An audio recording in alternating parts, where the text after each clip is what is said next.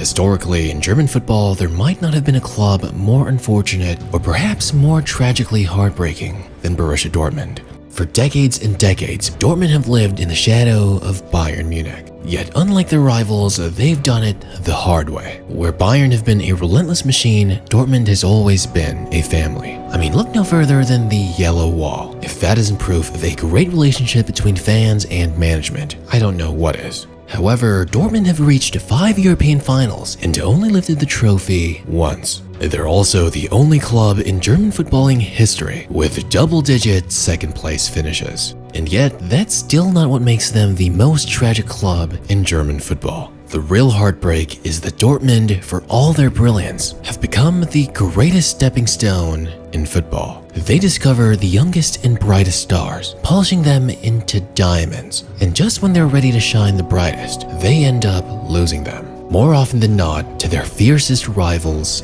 Bayern Munich. They scout the right players, they play electrifying football, they pack one of the loudest, most passionate stadiums in Europe, and yet somehow they always end up heartbroken. Because imagine being a club that finds greatness before anyone else can see it, only to watch it walk away. A club where legends are born, but rarely stay. Why is this exactly? But before we examine the cause and see just why Dortmund is a stepping stone club exactly, let's look at the talent that got away. But first and most obvious is Mario Götze. He was the future of Dortmund, the man who scored the game-winning goal in the 2014 World Cup final for Germany. Mario Götze would find himself signing for Bayern Munich, a move that at the time absolutely shocked the footballing world and left Dortmund fans heartbroken. The allure in playing for Germany's biggest club was just too strong. And perhaps what made it even worse was that Bayern were the club to break his heart when they would defeat him and Dortmund in the 2012-13 All-German Champions League final. At Bayern, Götze's story was a mixture of brilliance and frustration. He would go on to win 3 Bundesliga titles, 2 DFB Pokals, and even the FIFA Club World Cup.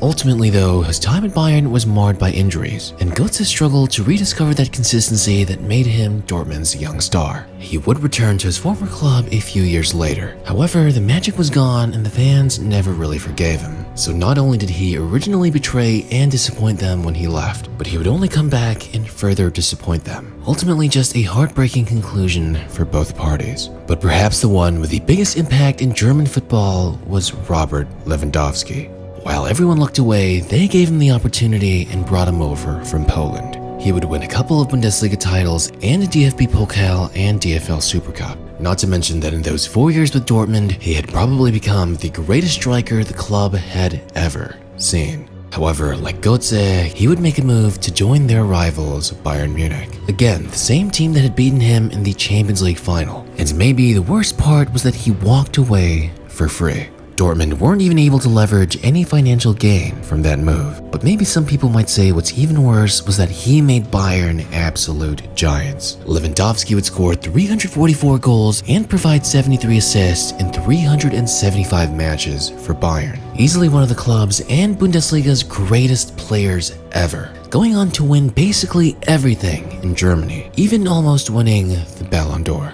From watching him leave Dortmund for free and see him achieve all that historic success must have definitely hurt for the Dortmund faithful. And who can forget Erling Haaland? Erling Haaland's time at Dortmund was a whirlwind. He arrived in the summer of 2019 with the world at his feet. Then 2 years later, he would depart with the reputation of one of the most feared strikers in Europe. Compared to Lewandowski, it was a rather short stint at Dortmund. But still, he would score 86 goals in 89 appearances, an extraordinary record and a glimpse of what kind of striker he would become. However, a player of Haaland's potential was too much for Dortmund to hold on to. And in 2022, he would make the move to Manchester City. And of course, at City, Haaland continued to evolve. His debut season in England was nothing short of historic. And now, still at a young age, he's won everything in English football. But to think that Man City got a player of Haaland's hype and ability for only 60 million euros really was a discount of a sale. But why exactly that is, I'll go into more detail a bit later. But when it comes to superstars, of course there's England's golden boy, Jude Bellingham. Bellingham arrived at Dortmund in 2020 as a teenager with a world of potential.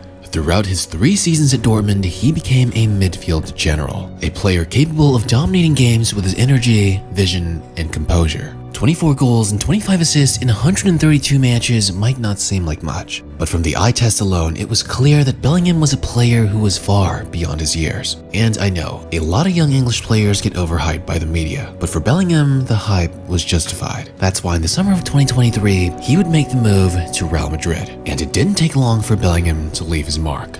In his first season at Madrid, he was a standout player doing it all, scoring goals, making assists, and hustling in the pitch. Truly, his football IQ and maturity for his age was showing. And while he would turn a very decent profit for Borussia Dortmund, next season he would be the one to help hand them a huge defeat in the Champions League final. And who knows, with a player of his talents, maybe Borussia Dortmund might have won that one, had he still remained with the club. For some reason, Borussia Dortmund just seems to get the best out of their players. There are a lot of guys who just play their best football or have the best version of themselves while wearing the yellow and black. Maybe it's because of such a great environment with supportive fans. Maybe it's because of a management that actually cares about their players. And maybe if they had stayed with the club, they would have continued to be absolutely elite. But for reasons which I promise I'll talk about more later, they just simply couldn't stay. The prime example of this is Jadon Sancho. His 2018-19 season as a youngster with Dortmund was his breakout, having 13 goals and 16 assists around all competitions. And what's crazy is that next season he would only improve with 20 goals and 19 assists. At the age of 20, he had become the main target to join Man United, and they would eventually sign him for 72 million euros in 2021. However, he turned out to be just another disappointing investment for United. He'd only have 5 goals and 3 assists in 38 matches during his debut season at Old Trafford. To put that into perspective, Sancho scored 3 times more goals and 6 times more assists in the same number of games in his last Bundesliga season. Overall, throughout the seasons, his form at United never really improved. But when he would go on a loan spell back to Dortmund, the club that he originally made a name for himself in, though his direct goal production wasn't anything special, he would play incredible, helping Dortmund make it all the way to the Champions League final. Maybe if Sancho had never left, he would just be a completely different player. Now the same can certainly be said about Pierre-Emerick Aubameyang. Dortmund would bring the young striker over from France, and he would turn out to be one of the most electrifying strikers in the world. He might be easy to forget, but mid-2010s Aubameyang had incredible pace, finishing, and charisma. Don't forget, the man had 141 goals and 36 assists in 213 matches, even having a season where he would reach the 40 goals benchmark. He was an incredible striker. However, Dortmund fans do kind of dislike him for his move to Arsenal, and to be fair, he was trying to leave the club as often as he could. And while Arsenal would pay a pretty penny, and he would even help them win the FA Cup, Aubameyang was just never the same after leaving Dortmund. And had he been a bit more loyal or stayed longer, over time he might have definitely helped Dortmund win more than just 3 trophies. And let's not forget the LeBron James of soccer. This guy's like the phenom guy, right? He's like the LeBron James of soccer.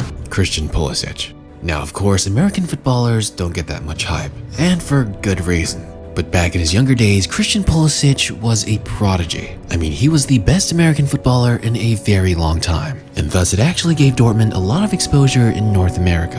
And the young Pulisic was actually very promising. 19 goals and 26 assists in 127 appearances. I mean, there was a reason why Chelsea paid £58 million for the youngster. And after leaving, Pulisic would have a pretty decent run with Chelsea, being a part of their 2020-2021 Champions League winning squad, even being the first American to play in a Champions League final. While injuries have plagued his career so far, at Dortmund and Chelsea, he was a quality winger that was capable of handling the ball and going on the attack. Now these guys, while not exactly superstars, under Dortmund would turn into incredible players, and a great example of this is Gundogan. In his 5 seasons with Dortmund, he would improve every year, becoming one of the most highly regarded midfielders in Europe. Not exactly flashy and not exactly a star, but a guy who was overall good at every aspect and could play his role incredibly well and incredibly consistently. His departure from Dortmund to Man City in 2016 was a painful one for the club. Dortmund's midfield would take a huge hit with him out. But under Pep Guardiola, he became even better and could control the tempo of the games, dictate play, and contribute crucial goals. He would play an incredibly important role in Man City's treble in the 22-23 season. After all, Gundogan was the captain and made an astounding 51 appearances for City. So this brings us to the question, why have they always been a stepping stone club? For Dortmund, it's never been about ambition. They have that in abundance. It's about finances, or rather, the lack of them. Unlike Bayern Munich, whose commercial influence stretches across continents, or the oil-rich clubs in the Premier League, Dortmund operates within limitations. Every transfer, every wage, every extension, it all has to make economic sense. However, this wasn't always the case. In the early 2000s, Dortmund chased greatness too recklessly. They spent big, they gambled on glory, and they nearly went bankrupt. In 2005, they had to take a loan from Bayern Munich just to pay wages. That moment, as symbolic as it was humiliating, gave the club a reality check. From then on, Dortmund vowed to never risk their existence again for short-term success. So they would pivot from spender to seller, from powerhouse to stepping stone. They have some of the best scouting in the world, but as tragic as it is, ultimately, they'll eventually have to let their players go. Dortmund can't match the wages of Bayern, City, PSG, or Madrid, and because of this, they also can't promise lucrative silverware. For them to win or even just remain at a high level, they have to consistently fight tooth and nail. And because their management has morals, they don't hold back players' dreams of playing on the biggest stages. So instead, they promise something else. A chance to start and a chance to grow. And for many of their young players, that's everything. They're forced to make themselves attractive for younger players, not just in cup matches, but also in the brightest lights of the Champions League. They have a passionate fan base and a system that nurtures youth over hierarchy. They're not afraid to hand a starting 11 spot to someone who's a teenager. Granted, of course, they deserve it. Dortmund doesn't just scout smart or buy smart, they negotiate smart. Their contracts often include favorable release clauses, not because they want to sell, but because it's part of the pitch to attract young talent. They're basically saying, come here, grow here, and when you're ready, we'll let you chase your dreams. And of course, this is why a lot of young players trust the club. That's how they signed Erling Haaland. That's how they convinced Bellingham to choose Dortmund over staying in England. That's how they've consistently remained relevant in a market where everyone else seems bigger and richer.